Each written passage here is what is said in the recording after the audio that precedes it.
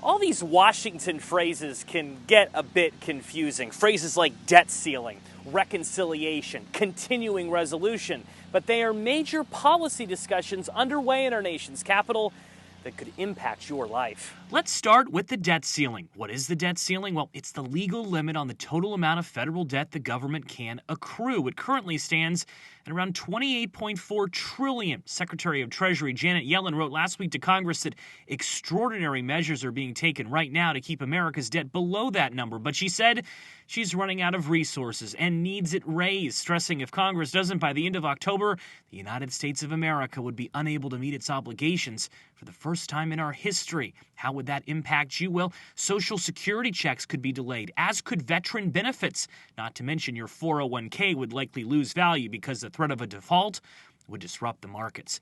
As for where the debate stands, Democrats could raise the debt limit on their own, but they want Republicans to raise it with them, arguing Democrats did it when former President Trump was in office. Republican leaders, though, have said they have no interest in contributing to any more Democratic spending.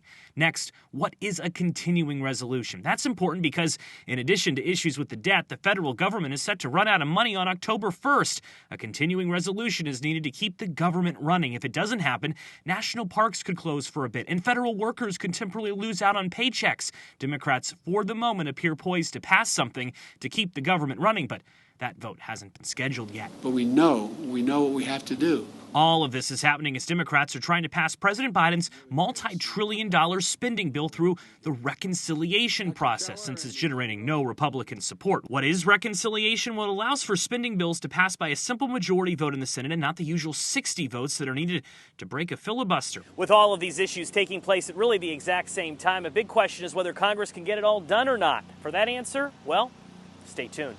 On Capitol Hill in Washington, I'm Joe St. George.